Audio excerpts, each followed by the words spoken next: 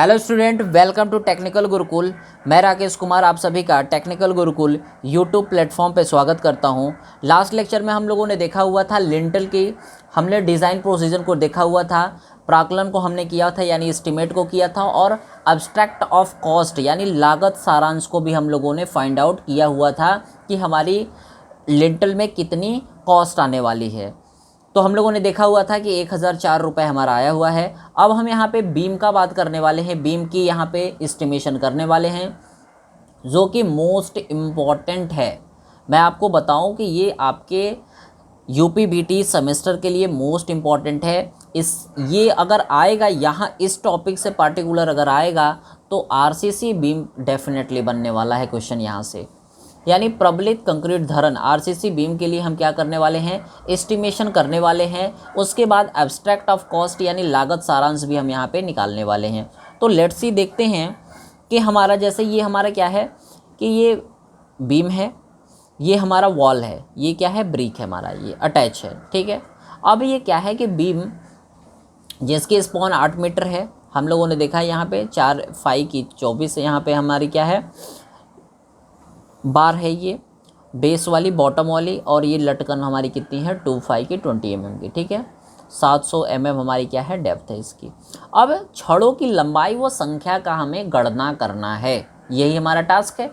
अब यहाँ पे बात करें, जैसे हमने कहा, अब यहाँ पे तली पर 24 mm फाई की मुख्य सीधी छड़ें, तली पे बेड पे यानी निचली परत में धरन की पूरी लंबाई में। अभी जस्ट हमने देखा था कि हमने क्या कहा कि ये लंबाई L1 बराबर क्या है, L माइनस दोनों सिरा का आवरण प्लस 2 स्थिर लंबाई। ध्यान देंगे यहाँ पे, नहीं तो कन्फ्यूज़न हो जाएगा।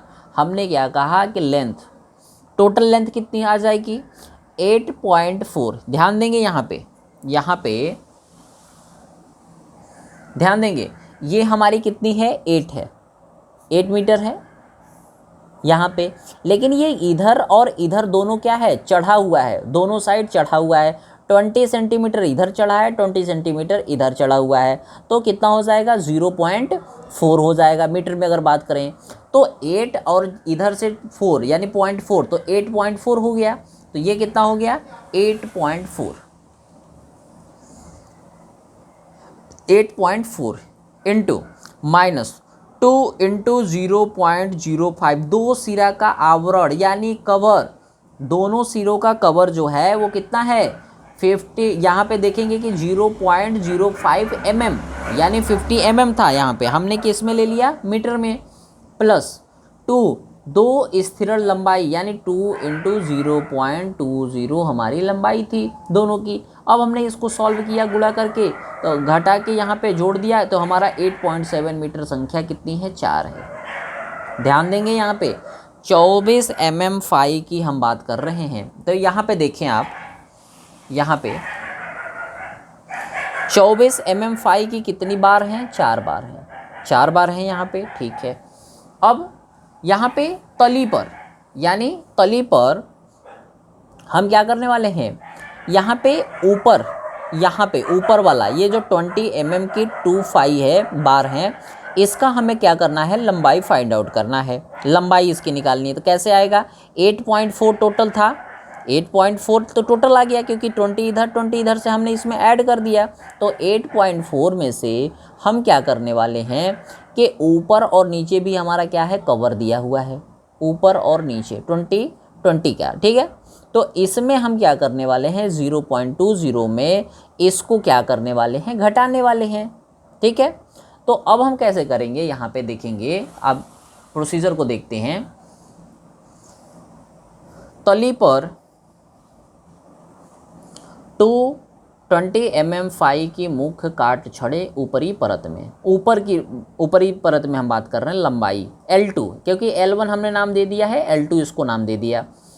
8.4 माइनस 0.20 माइनस 0.72 इंटू 2, क्योंकि ऊपर और नीचे दोनों खाली है, हम यहाँ पे स्टील की बात कर रहे हैं, तो हमारी 6.56 मीटर आएगी लेंथ, और संख्या 2 है, क्योंकि इसमें मेंशन भी था क्वेश्चन में। अब हम बात करें यहाँ पे शीर्ष पर 20 mm फाई की लटकन छड़ें पूरी लंबाई में, लंबाई L3 हमने ले लिया, L1 के अनुसार 8.7 मीटर, संख्या 2 है। ध्यान देंगे ये हमने पहले फाइंड आउट किया हुआ है, यहाँ पे आप देख सकते हैं पहले हमने निकाल चुका है इसको। 8.7 संख्या कितनी है 4, 8.7 और संख्या कितनी है 4। तो यहाँ पे हमने क्या कहा कि शीर्ष पर 20 mm फाई की लटकन छड़ें पूरी लंबाई में, लंबाई क्या है L3 = L1 है, L3 L1 बराबर है के अनुसार L 8.7 मीटर, संख्या 2 है।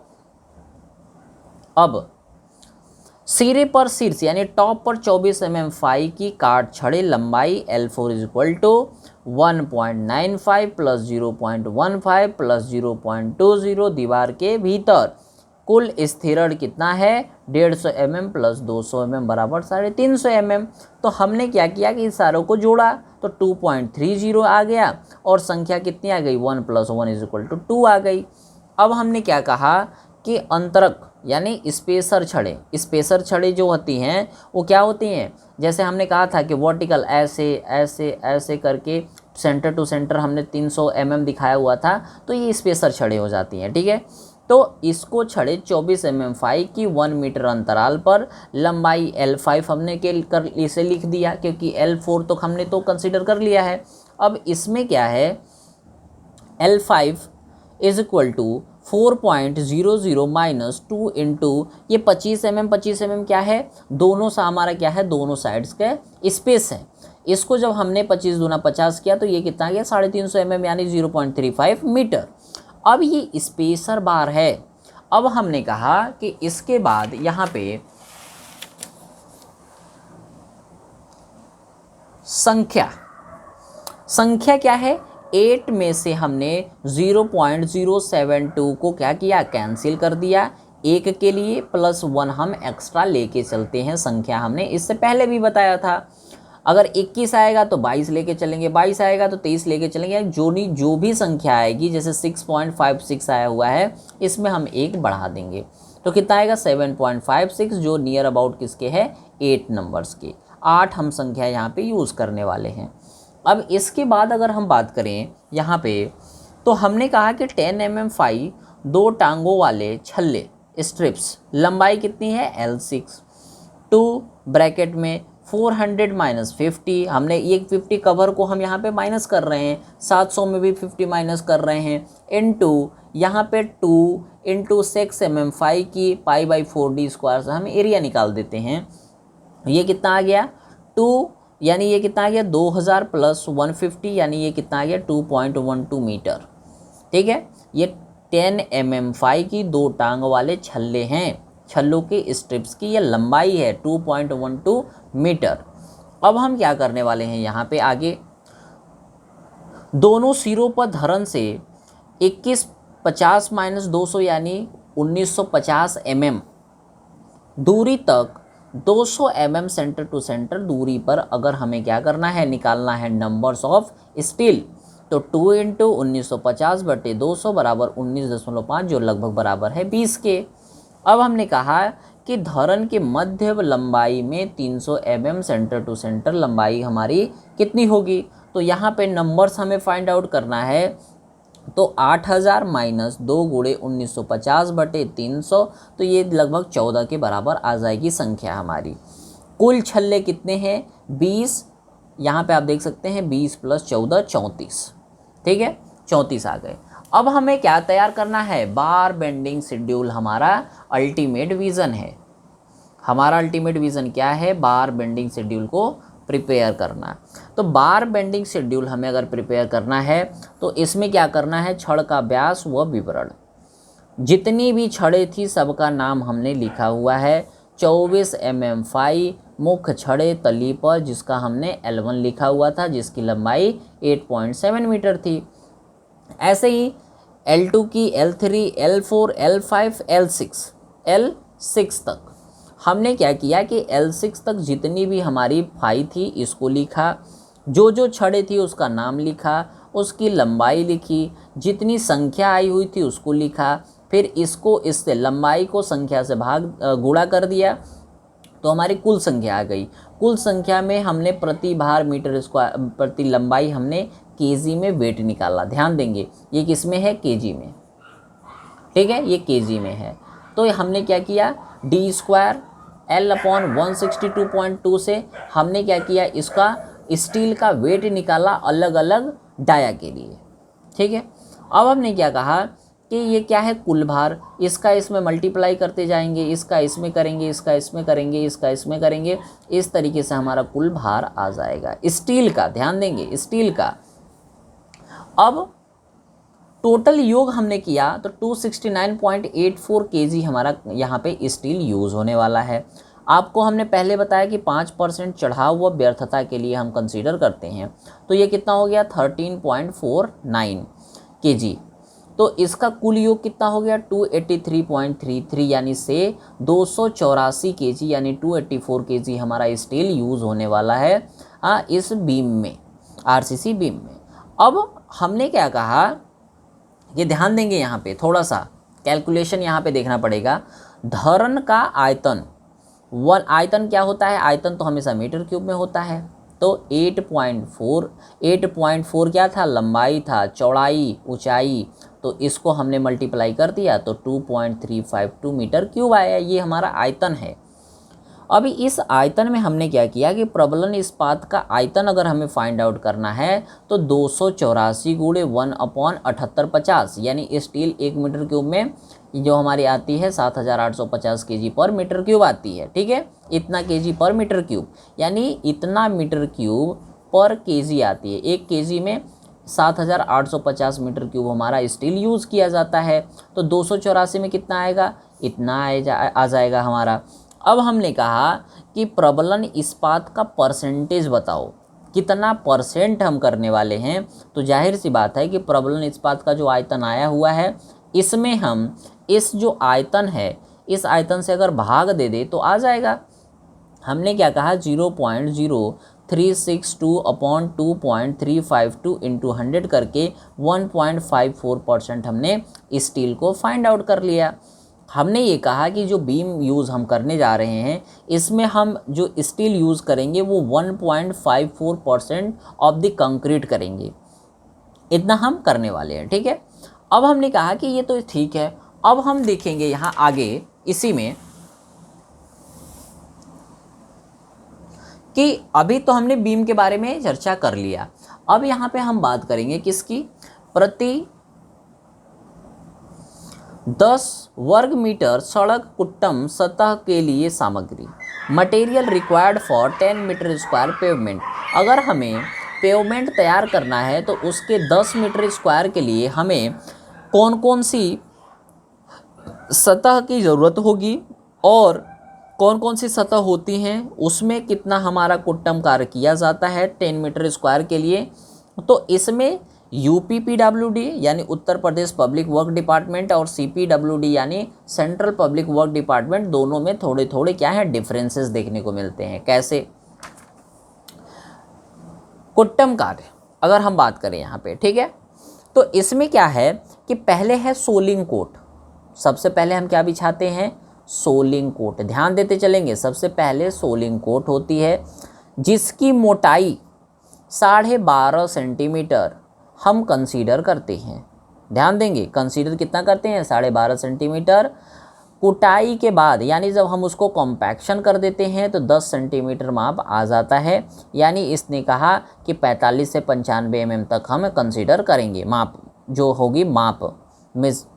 इसके बाद पत्थर के भाटे व ईंट, पत्थर की छानस हम यूज़ जो करेंगे वो 0.28 क्यूबिक मीटर माप होनी चाहिए। माप कितनी, 12.5 mm, इतना यूज़ करने वाले हैं 10 मीटर स्क्वायर के लिए। ध्यान देंगे जितनी भी चीज़ें आ रही हैं डाटा, ये सब के सब किसके लिए है, 10 मीटर स्क्वायर पेवमेंट कार्य के लिए। पेवमेंट कार्य जो हम करने वाले हैं वो 10 मीटर स्क्वायर के लिए करने वाले हैं। बालू या मोरम जो यूज़ करेंगे 0.09 mm की करेंगे हम, ठीक है। अब UPPWD क्या कहता है कि 15 सेंटीमीटर मोटे भाटे अथवा चपटी ईंट है तो 380 और खड़ी ईंट है तो 580 हम यहाँ पे यूज़ करने वाले हैं। पत्थर इसके लिए डैश, ठीक है ना। अब यहाँ पे बात करते हैं वियरिंग कोट, वियरिंग कोट में क्या है, मोटाई कितनी होनी चाहिए, 12 सेंटीमीटर, कुटाई पर 7.5 सेंटीमीटर, यानी आधा हो जाएगा कुटाई में। इसने क्या कहा, यूपीपीडब्ल्यूडी ने 12 सेंटीमीटर प्लस 12 सेंटीमीटर यानी 24 सेंटीमीटर, और कुटाई के बाद 16, यानी ये ज़्यादा मोटाई कंसीडर कर रहा है एज़ कम्पेयर टू सीपीडब्ल्यूडी। पत्थर की गिट्टी का जो माप होगा वो 22 से लेकर 53 mm तक होगा, और मात्रा 10 मीटर स्क्वायर के लिए 0.94 मीटर क्यूब हम यहाँ पे यूज़ करने वाले हैं। ठीक है, इसके बाद पत्थर की छानस 0.20 मीटर क्यूब आएगा हमारा 10 मीटर पेवमेंट कार्य के लिए, मृदा कार्य के लिए।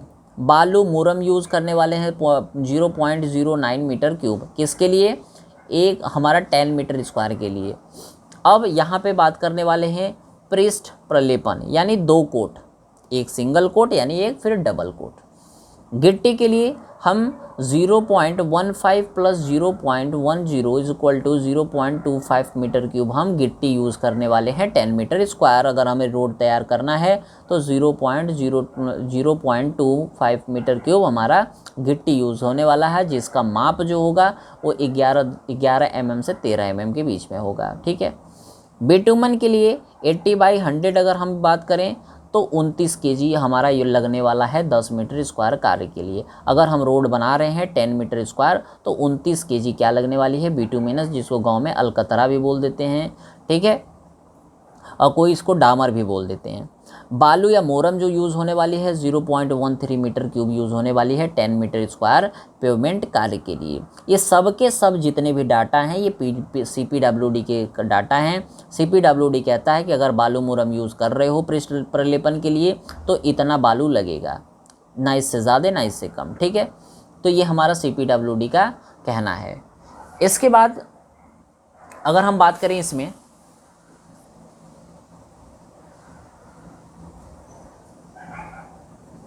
अगर इसमें आगे हम बात करें तो आप देख सकते हैं कि पूर्व मिश्रित कारपेट 10 मीटर स्क्वायर सतह के लिए प्रीमिक्स कारपेट 25 mm मोटाई में अगर है तो गिट्टी 13 mm माप की इतनी यूज़ होगी, गिट्टी 11 mm माप की 0. इतना होगी, यानी टोटल कितनी होगी 0.337 मीटर क्यूब यूज़ होने वाली है।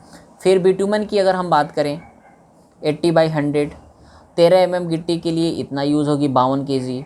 11 mm की अगर गिट्टी है तो 56 kg यानी ज़्यादा होगी। बालू फ्लशिंग के लिए इतना यूज़ होगा 10 मीटर स्क्वायर। जितनी भी चीज़ें हैं ना सब 10 मीटर स्क्वायर अगर रोड तैयार करना है उसके लिए ये डाटा हमारा दिया हुआ है। ठीक है, अब हम बात करने वाले हैं अगर यहाँ पे 20 mm मोटाई में अगर है तो गिट्टी 13 mm माप की यूज़ होगी, गिट्टी 11 mm माप की इतनी हमारी कंसीडर होने वाली है। फिर बिटुमन 80/100 अगर यूज़ बात करें तो 13 mm गिट्टी के लिए, यानी गिट्टी की साइज़ 13 mm अगर है तो 52 kg पर मीटर क्यूब क्या होगा, गिट्टी हमारी खर्च होगी। अब हम बात करें ये इतना हमारा क्या खर्च होगा, बिटुमन खर्च होगा।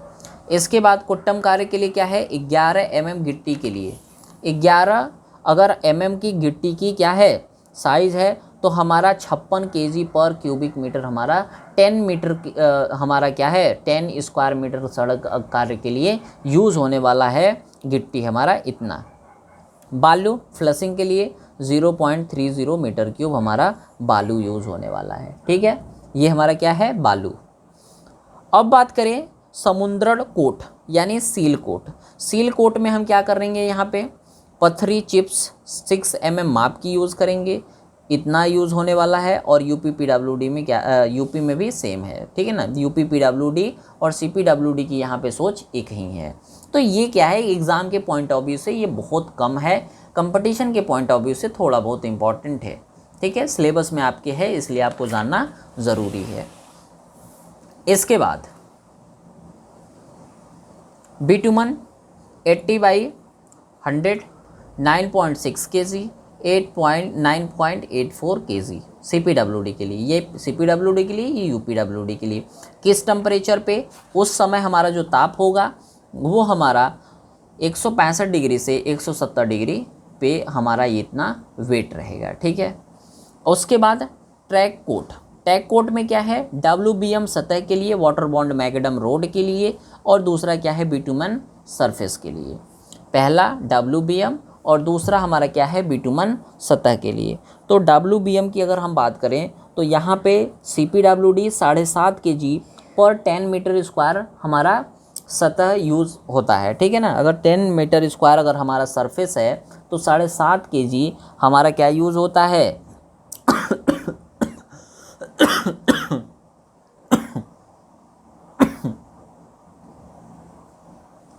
पानी देना, पानी, टैग कोट होता है, ठीक है।